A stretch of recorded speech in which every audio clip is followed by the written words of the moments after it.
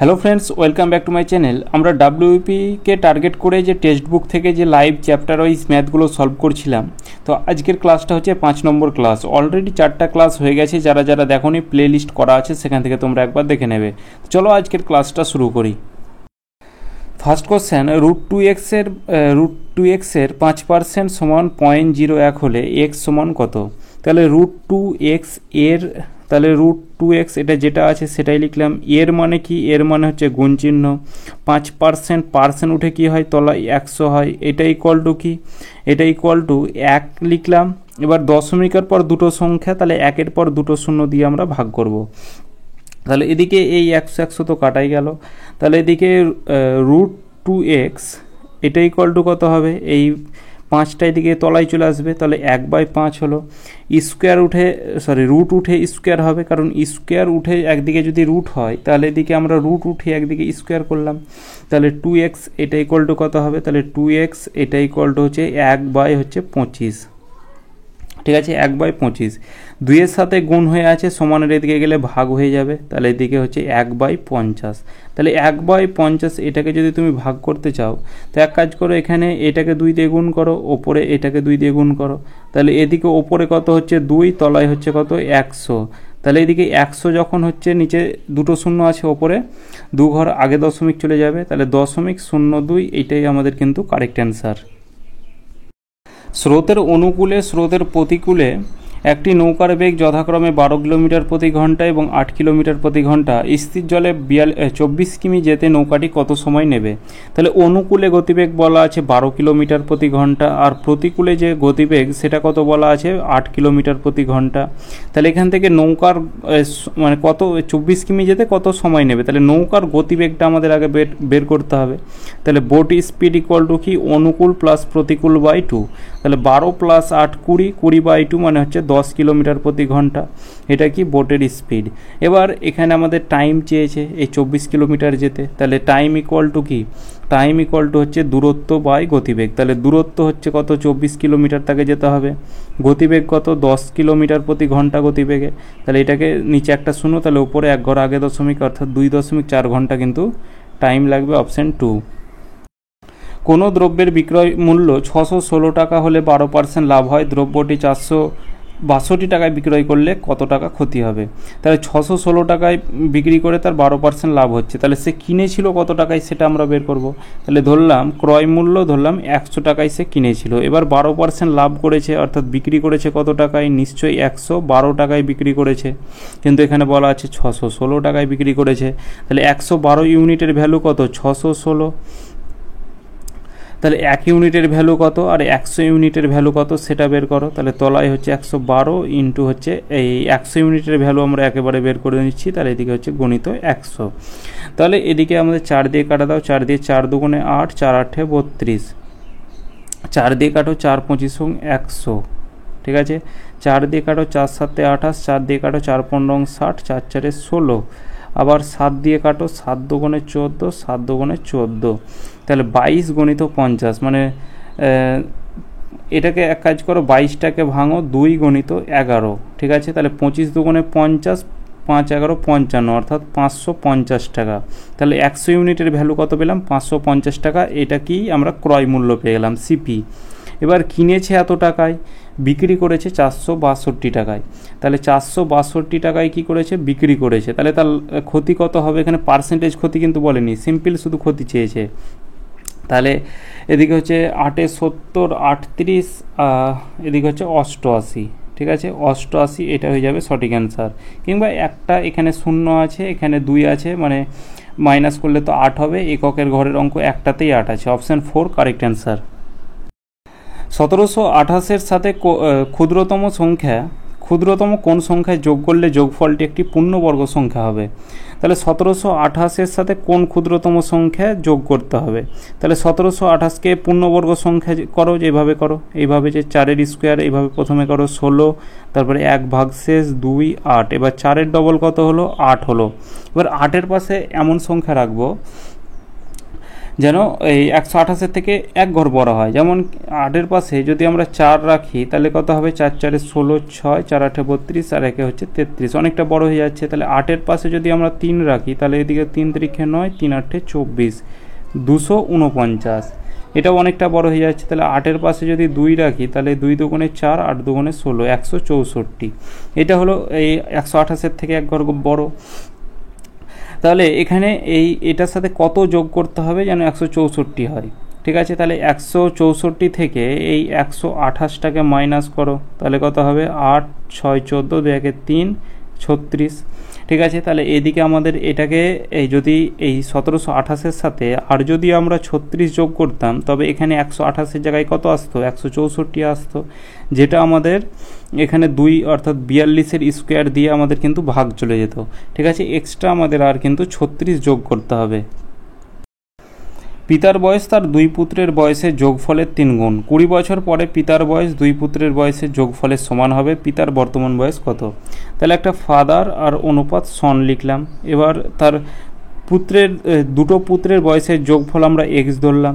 তাহলে পিতার বয়স 2 পুত্রের বয়সের যোগফলের 3 গুণ হবে। তাহলে 2 পুত্রের বয়সের যোগফল আমরা এক্স ধরলাম, তাহলে এর 3 গুণ মানে তার পিতার বয়স হবে 3x হবে। এবার এটা কি পেয়ে গেলাম প্রেজেন্টে। এবার 6 বছর পরে বলা আছে মানে কি, 20 বছর পরে বলা আছে মানে আমরা নিচে লিখব 20 বছর পরে পিতার বয়স। তাহলে 20 বছর পরে পিতার বয়স কত হবে, 3x প্লাস হচ্ছে কত 20, এটা হবে 20 বছর পরে পিতার বয়স। 2 পুত্রের বয়সের যোগফলের সমান। তাহলে 2 পুত্রের বয়সের যোগফল কত হবে 20 বছর পরে। তাহলে এদিকে 20 বছর পরে এক্স প্লাস 2 জন পুত্র আছে, তাহলে 20 প্লাস 20 অর্থাৎ 40 বাড়বে। এখানে যেমন তার 20 বছর পরে তার বাবার বয়স কত হবে, 3x প্লাস 20, আর এখানে 2 জন পুত্রের বয়স কত হবে, তাহলে 2 জনের 20 করে বাড়বে 40 বছর। তাহলে এইটা আর এটা সমান বলা আছে, যোগফলের সমান। তাহলে 3x প্লাস 3x প্লাস 20 এটার আমাদের সমান বলা আছে, তাহলে এটাকে সমান লিখবো যে x প্লাস হচ্ছে 40। ঠিক আছে, একদিকে এক্সগুলোকে নিয়ে চলে আসবো, 3x একটা x প্লাস এক্সটা এদিকে মাইনাস এক্স হয়ে যাবে অর্থাৎ 2x, আর এদিকে 40 আছে প্লাস 20টা এদিকে গেলে মাইনাস 20 হয়ে যাবে অর্থাৎ 20। 2 দিয়ে কাটো 10। এখানে কি বলা আছে, পিতার বর্তমান বয়স কত? তাহলে পিতার বর্তমান বয়স হচ্ছে 3x, তাহলে 3 ইন্টু এক্সের ভ্যালু কত পেয়েছি, 10 পেয়েছি, তাহলে 3 10 30 হয়ে যাবে কিন্তু পিতার বর্তমান বয়স। এরপর কোশ্চেন 6, প্রথমে আমরা ওপরের কাজটা করব। প্রথমে ভাগ না অফের কাজ করতে হয়, প্রথমে আমাদের অফের কাজটা করতে হয়। তাহলে 1/2 ভাগ চিহ্ন এটাকে রেখে দিলাম, তাহলে অফ মানে কি গুণ চিহ্ন, তাহলে 1/2 গণিত 1/2 মানে 1/4 হবে। ঠিক আছে, তাহলে 1/2 ভাগটাকে যদি গুণ করি তাহলে ওপরে 4 তলায় 1 চলে আসবে, তাহলে 2 দিয়ে কাটো, এটা 2 হবে। তাহলে ওপরের সংখ্যাটা সলভ করে আমরা কি পেলাম, 2 পেলাম। এবার নিচের সংখ্যাটাকে সলভ করব। তাহলে প্রথমে অফের কাজটা করতে হয়, তাহলে এদিকে কত হচ্ছে 1/2 প্লাস হচ্ছে কত 1/4, অফ মানে গুণ, তাহলে এই নিচে গুণ ওপর গুণ, তাহলে 1/4। 2 আর 4 লসাগু 4 হবে, তাহলে ওপরে কত হবে 2 দুগুণে 4 প্লাস 1 অর্থাৎ 3/4। তাহলে 3/4টা উল্টে আবার ওপরে চলে যাবে। ঠিক আছে, তাহলে এদিকে 4 দুগুণে 8, 8 হচ্ছে কত 3, 3 দুগুণে 6, ভাগশেষ 2 থাকছে আর তলায় 3, 2 পূর্ণ 2/3, এটাই আমাদের কারেক্ট অ্যান্সার। 2 জন ব্যক্তি একই দিকে 3 কিলোমিটার প্রতি ঘন্টা ও 6 কিলোমিটার প্রতি ঘন্টা বেগে হাঁটছিলেন। একটি ট্রেন পেছন দিক থেকে এসে তাদের যথাক্রমে 9 সেকেন্ড ও 10 সেকেন্ডে অতিক্রম করে, তবে ট্রেনটির বেগ কত?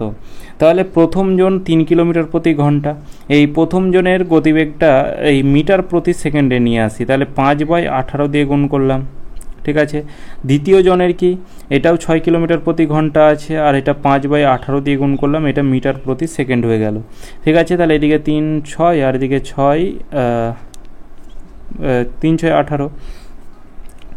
এবার এখানে এই ট্রেনের গতিবেগটাকে আমি ধরলাম x মিটার প্রতি সেকেন্ড। ঠিক আছে, x মিটার প্রতি সেকেন্ড। তাহলে এদের রিলেটিভ স্পিড কী হবে, প্রথম ট্রেনের যে রিলেটিভ স্পিড হবে যখন একই দিকে যাচ্ছে, মানে পেছন দিক থেকে তাদেরকে ওভারটেক করেছে মানে একই দিকে যাচ্ছে, তাহলে রিলেটিভ স্পিড হবে ট্রেনের গতিবেগ মাইনাস হচ্ছে কি ওই প্রথম জনের গতিবেগ, তাহলে 5/6।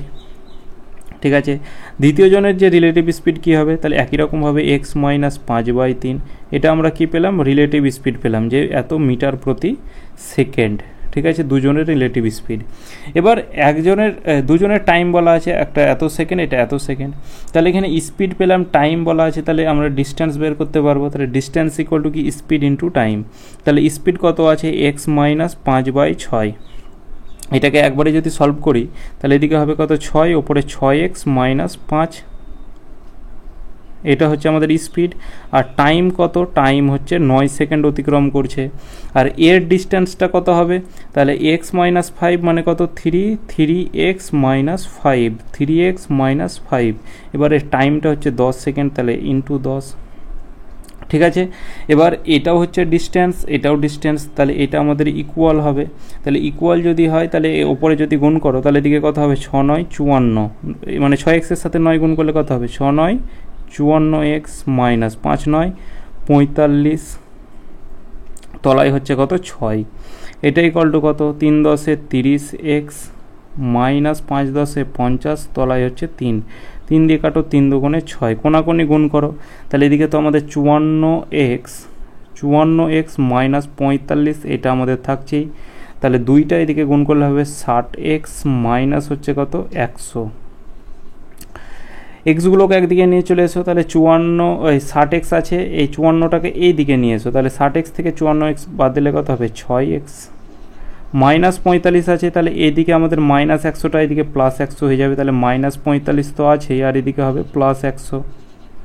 ঠিক আছে, তাহলে এদিকে 6x, এটা ইকুয়াল টু কত হবে, এদিকে হচ্ছে 55। ঠিক আছে, এদিকে হচ্ছে 55, প্লাসে মাইনাসে মাইনাস 55। তাহলে এদিকে এক্স ইকুয়াল টু কত হবে, 55/6। এটা আমরা মিটার প্রতি সেকেন্ড পেয়েছি, আর এটা আমাদের কিলোমিটার প্রতি ঘন্টা আনতে হবে। তাহলে মিটার প্রতি সেকেন্ডকে কিলোমিটার প্রতি ঘন্টাতে আনতে গেলে কী করতে হয়, 18/5 দিয়ে গুণ করতে হয়। এটা যেমন কিলোমিটার প্রতি ঘন্টা ছিল, মিটার প্রতি সেকেন্ডে এনেছি 5/18, আর এটা মিটার প্রতি সেকেন্ড ছিল, কিলোমিটারে আনবো, তাহলে 18/5। 6 দিয়ে কাটো, 3 6 18, 5 দিয়ে কাটো, 5 11 55, 3 11 33 কিলোমিটার প্রতি ঘন্টা, এটাই কারেক্ট অ্যান্সার। কোনো ঘড়িতে 4টার ঘন্টা বাজতে 4 সেকেন্ড সময় লাগে, ওই ঘড়িতে 8টার ঘন্টা বাজতে কত সময় লাগবে? তাহলে 4টার ঘন্টা বাজতে মানে যখন 4টার ঘন্টা বাজবে মানে 3 ঘন্টার ব্যবধান হবে। কেন হবে দেখো, ধরো 4টা ঘন্টা আছে, 1 2 3 4, তাহলে প্রথম ঘন্টাটা যখন বাজবে এখান থেকে যখন এখানে যাবে তখন তো 1 ঘন্টা হবে, তাহলে এখানে একটা বাজবে, এখান থেকে এখানে যাবে তখন 2টো বাজবে, আর এখান থেকে এখানে একটা যাবে 3টে বাজবে, অর্থাৎ 4টার ঘন্টাতে অর্থাৎ 3 ঘন্টার ব্যবধান হয়। তাহলে এখানে আমরা কি করব, তাহলে 4টার ঘন্টাতে কি 3 ঘন্টার ব্যবধান, তাহলে 3 ঘন্টা সমান কি 4 সেকেন্ড, তাহলে 4 সেকেন্ড। 1 ঘন্টা সমান কত, 4/3 সেকেন্ড। তাহলে এখানে আমাদের 8 ঘন্টার ব্যবধান আছে, তাহলে এখানে 8টার ব্যবধানে কত হবে, 8টার ঘন্টা বাজতে 7 ঘন্টার ব্যবধান হবে। ঠিক আছে, একটা করে মাইনাস হবে, তাহলে 7 ইকুয়াল টু কত হবে, তাহলে 4/3 ইন্টু হচ্ছে কত, 7। তাহলে 4 7 28, তলায় হচ্ছে কত, 3। 3 9 27, 1 ভাগশেষ 3 পূর্ণ 1/3 সেকেন্ড, কারেক্ট অ্যান্সার। প্রথম 5টি স্বাভাবিক সংখ্যার বর্গের গড় নির্ণয় করো। এটার ফর্মুলা আছে যে n+1, আর একটা হচ্ছে 2n+1 বাই হচ্ছে 6, এইটা। আর এই ফর্মুলা n মানে হচ্ছে শেষ সংখ্যাটা, অর্থাৎ 5 নম্বর সংখ্যা, অর্থাৎ n এর জায়গায় 5 মান পুট করবে, দেখবে অ্যান্সার চলে আসবে। তো এখানে আমরা কি করব, এখানে যেহেতু প্রথম 5টা বলা আছে, প্রথম স্বাভাবিক সংখ্যা মানে কি, ন্যাচারাল নাম্বার 1 2 3 4 5 এরকম, তাহলে শূন্য কিন্তু নয়, 1 থেকে শুরু করে এর কোনো শেষ নেই। তাহলে প্রথম 5টা বলা আছে 1 2 3 4 5, এদের বর্গের গড় বলা আছে। তাহলে প্রথমে 1 এর স্কোয়ার 1 হয়, 2 এর স্কোয়ার 4 হয়, 3 এর স্কোয়ার 9 হয়, 4 এর স্কোয়ার 16 হয়, আর 5 এর স্কোয়ার 25 হয়। এটাকে কত, টোটাল কটা সংখ্যা আছে, 5টা সংখ্যা, 5 দিয়ে ভাগ করে দাও। তাহলে এদিকে হচ্ছে কত, 16 আর 4 হচ্ছে 20, আর এদিকে হচ্ছে কত, 9 আর 10, 16 4 20, এদিকে হচ্ছে 30, 30 আর 20 55, 55/5 সমান হচ্ছে কত, 11, এটাই হয়ে যাবে কারেক্ট অ্যান্সার। ঠিক আছে, 11। এখানে যদি আমরা এটা 5 রেখে দেখি তাহলে এদিকে কত দেখো, 5 আর 1 6 হচ্ছে গণিত, 5 2 10, একে 11, তলায় হচ্ছে 6, এটাও 11 অ্যান্সার হবে। ঠিক আছে, অপশান 1 হয়ে যাবে কারেক্ট অ্যান্সার। যদি দুটি সংখ্যার যোগফল 10 হয়, প্রথম সংখ্যাটি দ্বিতীয় সংখ্যার দ্বিগুণ এবং 6-এর যোগফলের সমান হয়, তবে বড় সংখ্যাটি থেকে ছোট সংখ্যা বিয়োগ করলে কত বিয়োগফল হবে? তাহলে একটা সংখ্যাকে x ধরলাম আর একটা সংখ্যাকে y ধরলাম, তাহলে দুটো সংখ্যার যোগফল 10 বলা আছে। প্রথম সংখ্যাটি দ্বিতীয় সংখ্যার, প্রথম সংখ্যাটা দ্বিতীয় সংখ্যা y ধরেছি, তাহলে যার সাথে গুণ করা থাকে সেটাকে আমরা তার সাথে গুণ করি, তাহলে এখানে দ্বিগুণ বলা আছে, দ্বিতীয় সংখ্যার দ্বিগুণ এবং 6-এর যোগফলের সমান, তাহলে 6-এর যোগফলের সমান হলো। তাহলে এটাকে করতে পারি x মাইনাস, এদিকে নিয়ে চলে আসতে পারি -2y, এটা ইকুয়াল টু হচ্ছে 6। এবার এটাকে আমরা যোগ ভাগ প্রক্রিয়া অ্যাপ্লাই করব, যে x প্লাস ওয়াই এটা ইকুয়াল টু হচ্ছে কত 10, আর এদিকে x মাইনাস 2y এটা ইকুয়াল টু কত হচ্ছে 6। তাহলে এই ওয়াইটাকে যদি আমরা কাটা দিই, তাহলে এখানেও আমরা এইখানে প্লাস আছে, এখানে মাইনাস আছে, আর এখানে দুটো ওয়াই, এখানে একটা ওয়াই, তাহলে প্রতিটার সাথে ওপরে 2 দিয়ে গুণ করে দিই আর নিচে 1 দিয়ে গুণ করি, তাহলে নিচে যদি 1 দিয়ে গুণ করি তো এটিই হবে, আর ওই ওপরে যদি 2 দিয়ে গুণ করি তাহলে এটা 2x হবে, আর এটা হবে 2y, আর এটা হবে 10 দুগুণে 20। ঠিক আছে, তাহলে এদিকে প্লাস মাইনাস তো কাটাই যাবে, তাহলে 2x আর x যোগ করলে কত হবে, মানে এর আগে দেখো প্লাস আছে, এর আগেও প্লাস আছে, তাহলে 2x আর x যোগ করলে হবে 3x, আর এদিকে কত হবে 26। তাহলে x এর ভ্যালু কত পেলাম, 26 তলায় 3 পেলাম, তাহলে একটা ভ্যালু এটা পেলাম।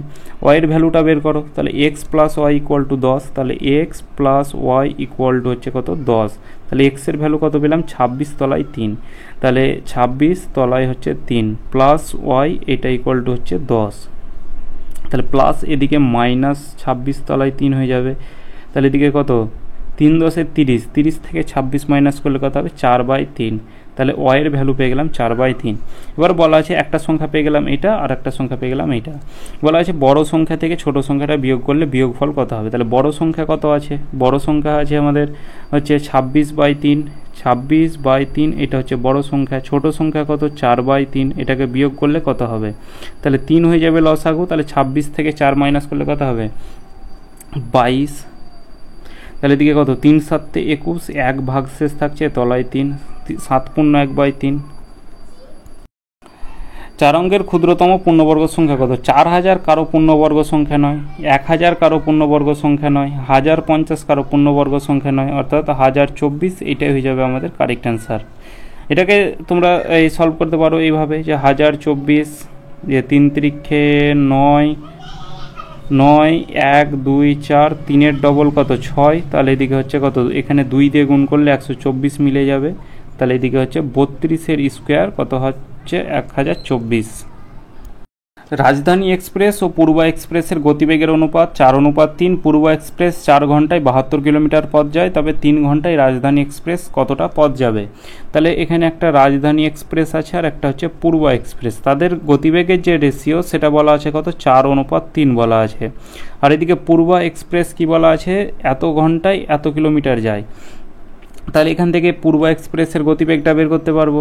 তাহলে গতিবেগ স্পিড ইকুয়াল টু কি, ডিস্টেন্স বাই সময়। তাহলে 72 বাই হচ্ছে 4, 4 18 72, 18 কিলোমিটার প্রতি ঘন্টা।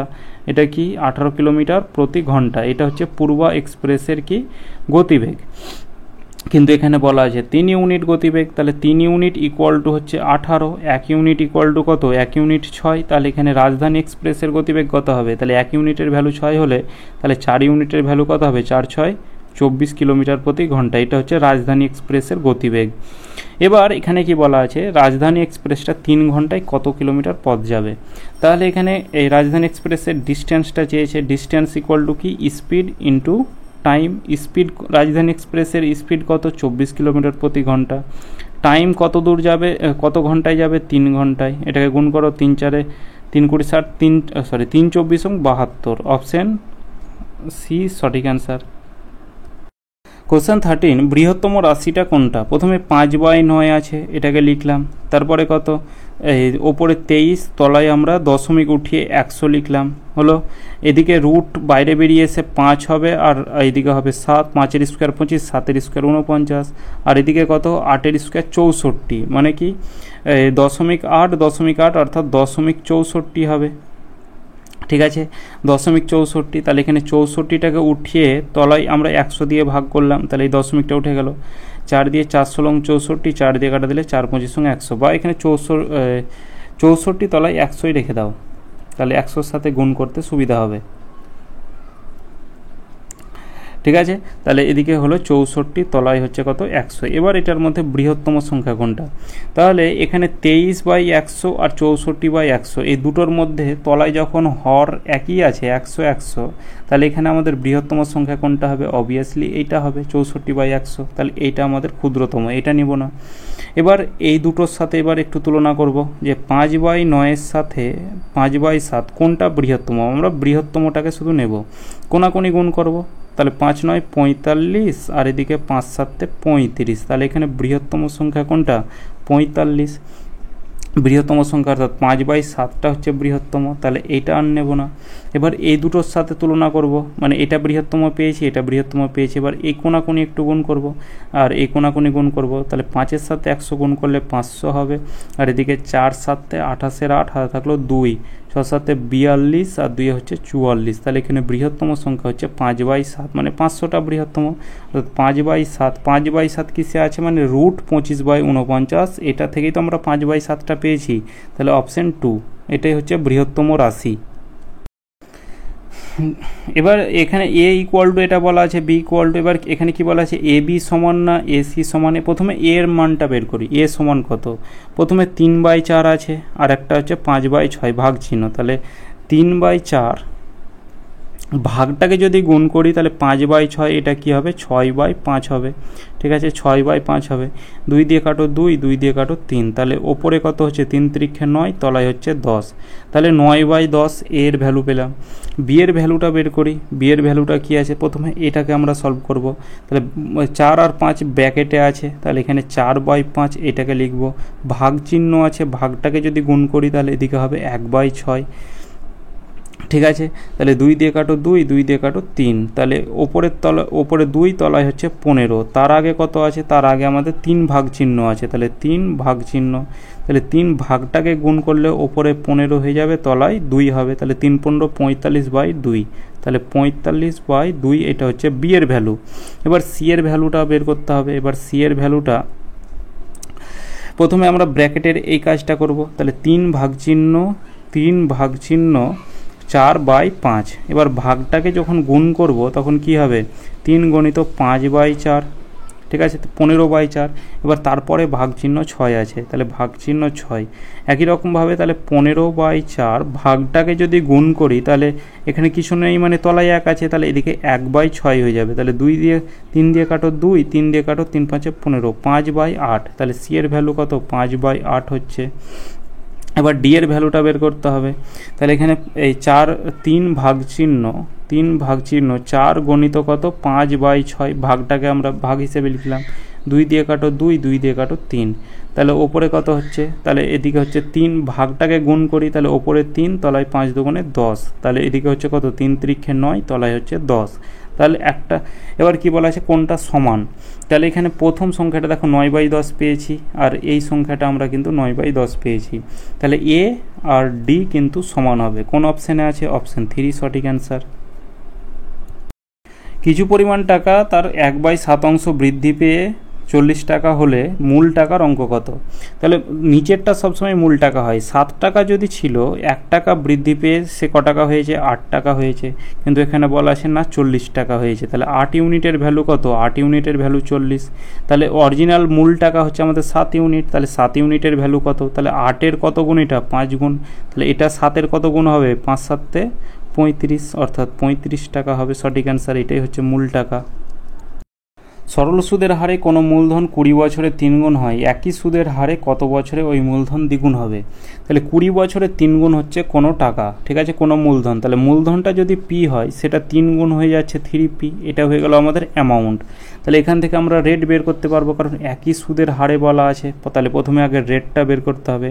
তাহলে রেট ইকুয়াল টু কি? 100 গণিত ইন্টারেস্ট। তাহলে সুদ আসল থেকে আসল মাইনাস করলে আমরা ইন্টারেস্ট পাবো। তাহলে 3p থেকে p মাইনাস করলে হবে 2p। এটা হলো আমাদের ইন্টারেস্ট। নিচে হচ্ছে কি? Principal into time. প্রিন্সিপালটাকে আমরা পি ধরেছি, আর টাইম আমাদের কত বলা আছে? 20 বছর বলা আছে। তাহলে ইন্টু 20। পিপি কাটা গেল 5 20 100, 5 দুগুণে 10, তাহলে রেট কত পেলাম আমরা 10% রেট পেলাম। এবার এই রেটেই কত গুণ হবে, ওই মূলধন দ্বিগুণ হবে, তাহলে প্রিন্সিপালটা কি হবে এবার দ্বিগুণ হবে, অর্থাৎ এই একই অঙ্ক, শুধু রেট বলা আছে, এবার আমাদের চেয়েছে টাইম, তাহলে টাইম ইকুয়াল টু কি, টাইম ইকুয়াল টু হচ্ছে 100 গণিত ইন্টারেস্ট, সুদ আসল থেকে আসল মাইনাস করলে ইন্টারেস্ট পড়ে থাকে, নিচে প্রিন্সিপাল কত আছে পি, আর রেট কত পেয়েছি একই রেটে বলা আছে অর্থাৎ 10%, তাহলে পিপি কাটা গেল, তাহলে এদিকে 0 0 কাটা গেল, টাইম হচ্ছে 10 বছর, এটাই আমাদের কারেক্ট অ্যান্সার। এক ব্যক্তি পি থেকে কিউ পর্যন্ত হেঁটে যায় এবং কিউ থেকে পিতে ফিরে আসে, তিনি যাতায়াতে মোট 16 ঘন্টা সময় নেয়। সমগ্র যাত্রাপথে যদি ট্যাক্সিতে যাওয়া আসা করে তবে 4 ঘন্টা কম সময় লাগে। তিনি যদি যাওয়া আসা কেবল হেঁটে করে তবে তার কত সময় লাগবে? তাহলে এখানে পি থেকে কিউ, ঠিক আছে, এটা হচ্ছে পি, এটা হচ্ছে কিউ। সে যদি হেঁটে যায় অর্থাৎ ওয়াকিং, এটা ডাব্লু লিখলাম। এবার যখন ফিরে আসে তখন সে কি আসে, ট্যাক্সিতে আসে কিউ থেকে পিতে। এবার যাতায়াতে তার হেঁটে প্লাস ট্যাক্সিতে তার টোটাল সময়টা লাগছে 16 ঘন্টা। সে যদি সমগ্র পথ ট্যাক্সিতে করে যাতায়াত করে, মানে সে যাবে তাও ট্যাক্সিতে, আসবে তাও ট্যাক্সিতে, ঠিক আছে, তাহলে তার কত সময় লাগে, 4 ঘন্টা কম সময় লাগে। তাহলে এখানে 16 ঘন্টা লাগতো, সে যদি ট্যাক্সিতে যাতায়াত করে তবে তার কত সময় লাগে, 16 ঘন্টা, 4 ঘন্টা কম সময় লাগে, অর্থাৎ 12 ঘন্টা সময় লাগে। সে যখন যাবে আবার ফিরে আসবে, মানে সে একবার যাবে আর একবার ফিরে আসবে, মানে দুবার সে ট্যাক্সি ইউজ করছে, একবার যেতে একবার আসতে। তাহলে একবার ট্যাক্সি ইউজ করতে তার কত ঘন্টা সময় লাগবে, 6 ঘন্টা, মানে তার যেতে 6 ঘন্টা সময় লাগবে, আসতে 6 ঘন্টা সময় লাগবে, মোট কত ঘন্টা, মোট আমাদের 12 ঘন্টা কিন্তু সময় লাগবে। এখানে বলাই আছে 4 ঘন্টা কম সময় লাগবে ট্যাক্সিতে যাতায়াত করলে। এবার এখানে বলা আছে সে যদি হেঁটে যাতায়াত করে তবে তার কত ঘন্টা সময় লাগবে। তাহলে সে যখন যাচ্ছে, এটা যেমন ওয়াকিং আর ট্যাক্সিতে করে তার 16 ঘন্টা সময় লাগে। তো এখানে হেঁটে প্লাস ট্যাক্সিতে যদি সে ফিরে আসে তার সময় কত লাগবে, 6 ঘন্টা। এটা ইকুয়াল টু কত, এটা ইকুয়াল টু 16 ঘন্টা বলা আছে। তাহলে হেঁটে সে যদি যায় তাহলে তার কত ঘন্টা সময় লাগবে, তাহলে 16 প্লাস 6টা এদিকে -6, অর্থাৎ এদিকে 10 ঘন্টা। তাহলে সে যদি হেঁটে যাতায়াত করে তাহলে তার এদিকে 10 ঘন্টা সময় লাগবে, মানে শুধু যেতে 10 ঘন্টা। এবার মোট মানে শুধু হেঁটেই যাতায়াত করবে, মানে সে কিন্তু ট্যাক্সি ইউজ করবে না, সে যাবে তখন 10 ঘন্টা, আবার যখন ফিরে আসবে হেঁটে তখন আবার 10 ঘন্টা লাগবে। তাহলে যেতে 10 ঘন্টা, আবার ফিরে আসতে 10 ঘন্টা, টোটাল তার কিন্তু 20 ঘন্টা সময় লাগবে, ঠিক আছে। এটা একটু লজিক্যাল, যে এখানে সে যখন এখানে বলাই আছে সে ট্যাক্সি যদি ইউজ করে, মানে যায় একবার ফিরে আসে, মানে যেতে আর ফিরে আসতে তার 12 ঘন্টা সময় লাগে। তাহলে 12 ঘন্টা মানে হাফ হাফ করে, তার যেতে 6 ঘন্টা লাগবে, আসতে 6 ঘন্টা সময় লাগবে। এবার এখানে সে হেঁটে প্লাস ট্যাক্সিতে মিলে 16 ঘন্টা যায়। তার মধ্যে ট্যাক্সিতে যখন যাওয়ার সময় হেঁটে যায়, ফিরে আসার সময় ট্যাক্সিতে আসে, তাহলে ট্যাক্সিতে সে যদি আসে তার 6 ঘন্টা লাগে। এটা এখানে লিখলাম যে হেঁটে প্লাস ট্যাক্সিতে তার 6 ঘন্টা লাগে সমান 10 ঘন্টা। তাহলে হেঁটে তার ফিরে আসতে কত সময় লাগবে, 10 ঘন্টা। তাহলে হেঁটে ফিরে আসতে 10 ঘন্টা। তাহলে সে যদি ট্যাক্সি নাই ইউজ করে তাহলে যেতেও তার 10 ঘন্টা লাগবে। 10 আর 10 হচ্ছে 20 ঘন্টা কিন্তু তার সময় লাগবে।